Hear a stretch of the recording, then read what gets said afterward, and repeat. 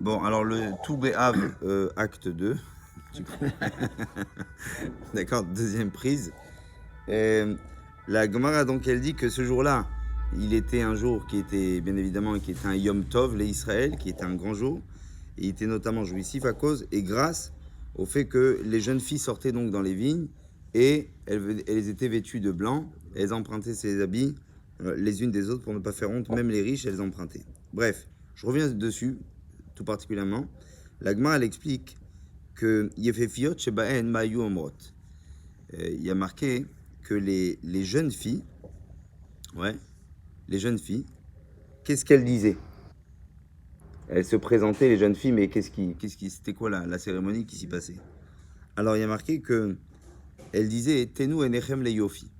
Les jeunes filles qui étaient particulièrement belles, elles disaient aux garçons de cette époque-là, elles leur disaient Tenu enechem le yofi.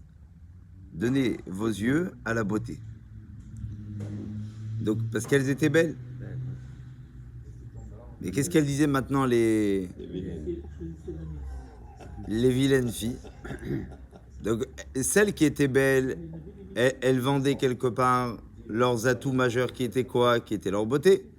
Et celles qui étaient moches, qu'est-ce qu'elles faisaient?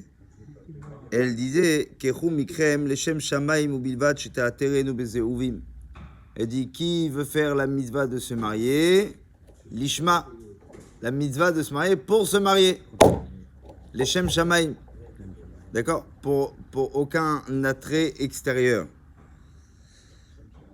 Et Rav Yosef, il disait, qu'est-ce que ça veut dire cette chose-là? Qu'est-ce que ça veut dire qu'une fille, elle disait bah, maintenant que je suis moche, bah, je dois dire qu'en fait, marie-toi uniquement l'Echem Shamaïm. Et elle disait en plus, ou bilvad, j'étais atterré, nous bézéouvim, mais à condition que vous nous couronnez par de l'or. Ah, déjà, je te prends, je suis sympa. Voilà, alors qu'est-ce que ça veut dire? Alors, Rav Yosef, il expliquait cette Gemara en disant comme ça. Il y a un type, un jour, il a fait une promesse de ne jamais se marier avec sa nièce. Sheloïsa et Bat Achoto, la fille de sa sœur. Et Mishum Shaita Niretlo Keura, parce qu'elle était tellement. Voilà. Ouais, pas bien. Elle était chum, et donc il a dit moi, elle, il n'y a pas, je ne me marie pas avec elle. Il n'est pas question. Mais ça arrivait souvent que des gens pouvaient se marier avec leur nièce, effectivement. Et Vichinisua. On ne va pas découvrir la vérité de sa nièce. Non. C'est comment on appelle ça? C'est l'inverse. C'est-à-dire c'est la sœur de c'est-à-dire c'est l'oncle ou la tante, quoi. Tu vois ce que je veux dire? Ouais, ouais. Si elle se marie avec sa nièce, c'est bien l'oncle. Lui, Non, Mechila. C'est comme ça. Fille de la mère et non pas fille du père. C'est le père qui venait avec les filles. C'est même recommandé dans une certaine situation de se marier avec la fille de son frère ou la fille de sa sœur. D'accord? Alors, la Gemara, elle dit là-bas, hein, il explique, il dit comme ça. Veichnisua le bet Rabbi Shmuel veipua. Qu'est-ce qui s'est passé? Ils l'ont fait un remake-up, ils l'ont amené chez Rabbi Shmuel, et la fille, ils l'ont retapé. Ils l'ont retapé, je sais pas. Le visage, tout pas. Reloupé. c'est mieux. Ah, ils ont mis un peu du maquillage, ça, voilà, ils l'ont fait joli, quoi. Amar le Rabbi Ishmael, Beni Mazuna Darta. Rabbi Ishmael a vu donc l'oncle, du coup, il lui a dit, mais dis-moi, tu avais fait une promesse, toi, déjà? Aïmata Kesheata Oroer Sheinired Gamken Aitanoder Sholotisaena. Il dit, si tu savais qu'elle allait être belle comme ça maintenant, est-ce que tu aurais aussi fait une promesse de ne pas te marier avec elle? Alors, qu'est-ce qu'il lui a dit? Effectivement, il lui a dit, moi, si je savais qu'on aurait pu la retaper de cette façon-là, j'aurais pas fait de neder. Qu'est-ce qu'il a fait Rabbi Ishmael? Il lui a enlevé sa promesse. Rabbi Ishmael, qu'est-ce qu'il a fait? Il a pleuré. Et oui, pourquoi? Il a dit, Bnot Israël la Oten. Les jeunes filles d'Israël sont toutes belles. Et là, She'aniyut menavaltan. Seule la pauvreté, malheureusement, les enlaidit. Urshemet Rabbi Ishmael, lorsque Rabbi Ishmael il est mort, Ayub not Israël nos ot eneen elav. Il y a marqué que lorsque les filles d'Israël, lorsque Rabbi Ishmael il est parti de ce monde, les jeunes filles, eh bien, qu'est-ce qu'elles faisaient? Elles levaient les yeux et elles disaient Bnot Israël al Rabbi Ishmael bekina. Elles pleuraient Rabbi Ishmael amèrement. Ve'afkan isbir amaran ma she'en hayu umrot hamuchoarot bidvat shete'aterenu bezeuvim kavanatan hayta lomar sheyateru otam betarshitin vechadome vaziru nichocha she'en ot verot leen. Et en fait, quand la jeune fille, elle venait, elle disait mariez-vous avec nous pour la mitzvah, mais vous verrez à condition que vous nous mettez des bijoux.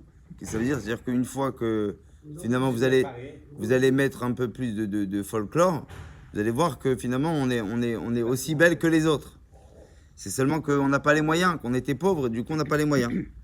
Alors il a ramené à part ça, hein, et Rav Yosef il disait au nom du Sefer Ochot Chaim, En litmo al ze she'en haya she'ech haya minag zetov b'nei hacharim shedome chaz v'cheshener kil bnot Israël efker.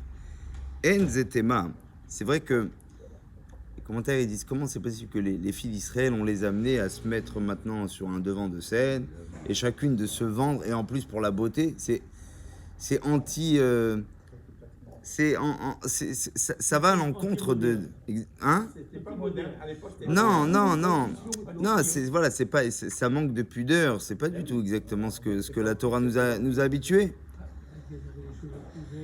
Alors il dit כי בוודאי שכל מי שהייתה ידו משגת להשיא את ביתו למי שהגון לה, לא היה שולח את ביתו לשם, אלא המנהג היה בשביל הבנות שהן יד אביהן משגת להשיא. Il dit parce que les grandes familles qui avaient de l'argent, alors qu'est-ce qu'elles étaient réputées, elles étaient reconnues, donc elles se mariaient facilement, elles avaient vite leur elles avaient un parti rapidement, mais celles qui n'avaient pas les moyens et c'était plus difficile pour leurs parents de payer une dot, ainsi de suite, machin. Alors qu'est-ce qui se passait à l'époque? Eh bien, elles venaient d'une certaine façon de se faire connaître. Elles auraient pu s'asseoir et rester chez elles à la maison s'il n'y avait pas eu ça.